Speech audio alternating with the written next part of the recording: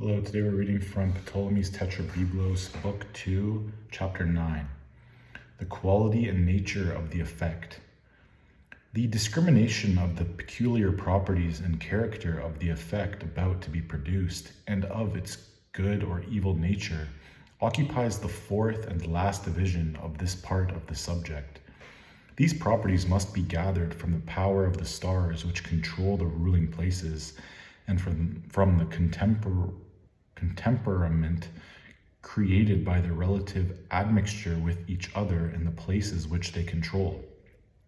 For, although the sun and moon are the acknowledged sources of all the efficacy and dominion of the stars, and of their strength or weakness, and in a certain manner regulate and command them, still it is by the theory of the contemperament produced by stars in dominion that the effect is indicated. In order to understand the indications thus made, it is necessary to begin by attending to the following detail of the effective property of each planet, previously observing, however, that when any circumstance is said, for the sake of brevity, to come to pass by the general influence of the 5 planets, their temperament, and the power and assistance they may derive from natures similar to their own, their actual contuance of their own proper constitution, or the casual combination of any analogous influence arising from the fixed stars or places in the zodiac, are all at the same time to be kept in view. Consequently, whenever any general remark is herein made relative to the 5 planets, it will likewise be necessary to bear in mind both their temperament and quality, as fully, indeed, as if the stars themselves have not been named, but only their effective quality and nature. And it is further to be remembered that in every case of compound temperament, not only the combination of the planets with each other requires to be considered, but also that of such fixed stars and zodiacal places as share in the natures of the planets, by being respectively connected with them according to the familiarities already described. Hence, when Saturn may be sole governor, he will produce disasters concomitant with cold, and in as far as the event may apply to the human race in particular, it will induce among men lingering diseases, consumptions, declines, rheumatisms, disorders from watery humors, and attacks of the quartan ague, as well as exile, poverty, and a general mass of evils, griefs, and alarms. Deaths will also be frequent, but chiefly among persons advanced in age. That part of the brute creation which is most serviceable to man will likewise suffer and be destroyed by disease, and men who make use of the animals thus diseased will be infected by them and perish with them. The atmosphere will become dreadfully chilly and frosty, unwholesome, turbid and gloomy, presenting only clouds and pestilence. Copious and destructive storms of snow and hail will descend, generating and fostering insects and reptiles noxious to mankind. In rivers and at sea, tempests will frequent and general, causing disastrous voyages and many shipwrecks, and even fish will be destroyed. The waters of the sea will retire for a time, and again return to produce inundations. Rivers will overflow their banks and cause stagnant pools, and the fruits of the earth, especially such as are necessary to sustain life, will be lost and cut off by the blight, locusts, floods, rains, hail, or some similar agency, and the loss will be so extensive as to threaten even famine. Jupiter, if he should be Lord alone, will thoroughly improve and benefit all things. Among mankind in particular, this planet promotes humor, happiness, content, and peace by augmenting all the necessaries and comforts of life, and all mental and bodily advantages. It induces also favors, benefits, and gifts emanating from royalty, and adds greater luster to kings themselves, increasing their dignity and magnanimity. All men, in short, will share in the prosperity created by its influence.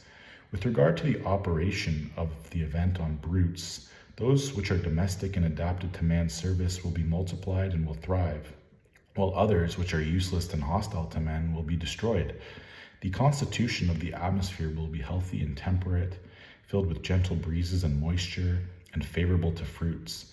Navigation will be safe and successful. Rivers will rise to their just proportion. Fruit and grain and all other proportions of the earth conducive to welfare and happiness of mankind will be presented in abundance.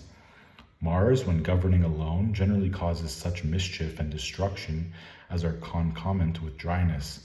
And among mankind, foreign wars will be excited, accompanied by intestine divisions, captivity, slaughter, insurrections of the people, and wrath of princes against their subjects, together with sudden and untimely death.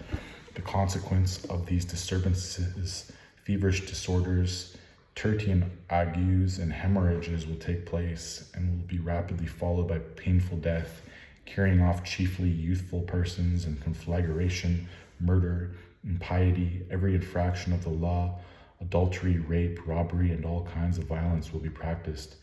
The atmosphere will be parched by hot, pestilential, and blasting winds, accompanied by drought, lightnings, and fires emanated from the sky. At sea, ships will be suddenly wrecked by the turbulence of the wind and strokes of lightning. Rivers will fail, springs will be dried up, and there will be scarcity of water proper for food and sustenance. All the creatures and productions of the earth adapted to the use of man, whether beasts, grain, or fruits, will be damaged or destroyed by excessive heat, by storms of thunder and lightning, or by violent winds, and whatever has been deposited in store will be destroyed or injured by fire or by heat. Venus, alone in domination, generally produces the same effects as Jupiter, yet with greater suavity and more agreeably. Glory, honor, and joy will attend mankind. Happy marriages will be contracted, and the fortunate pairs will be blessed with numerous children.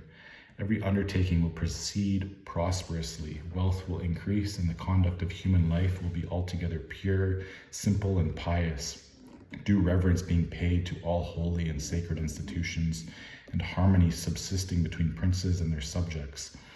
The weather also will be of a favorable temperature, cooled by moistening breezes, and air altogether pure and salubrious, frequently refreshed by fertilizing showers. Voyages will be performed in safety and be attended by success and profit. Rivers will be improved, and mankind their adequate supply of waters, and all things valuable and useful to mankind, whether animal or vegetable, will abundantly thrive and multiply. Mercury, if possessing dominion, is usually conjoined with one or other of the planets before mentioned, and is conformed and assimilated to their natures. Yet as, in itself, it presents a certain addition to their power, this planet increases the respective impulses of them all. In regard to the operation of the event on mankind, it will promote industry and skill in business, but at the same time, thievish propensities, robberies, and plots of treachery. If configurated with the malefics, it will produce calamities in navigation and will also cause dry and parching diseases, quotidian fever, cough, consumption, and hemorrhage. All parts of the ceremonies and services of religion, the affairs of the executive government, as well as manners, customs, and laws are disposed and regulated by this planet. Conformably to its admixture and familiarity with each of the others, and in consequence of the dryness of its nature, arising from its proximity to the sun and the rapidity of its motion, it will generate in the atmosphere turbulent, sharp, and varied winds, together with thunders, meteors, and lightnings, accompanied by sudden chasms in the earth and earthquakes, by means it is not unfrequently occasions the destruction of animals and plants assigned to the service of mankind. Besides the foregoing effects, it produces, when in vespertine position, a diminution of waters, and when in matutine, an augmentation. Each of the planets, when fully exercising its own separate and distinct influence, will properly produce the peculiar effects above ascribed to it. But should it be combined with others, whether by configuration, by familiarity arising from the sign in which it is posited, or by its position towards the sun, the coming event will then happen agreeably to the admixture and compound temperament which arise from the whole communion, actually subsisting among the influencing powers.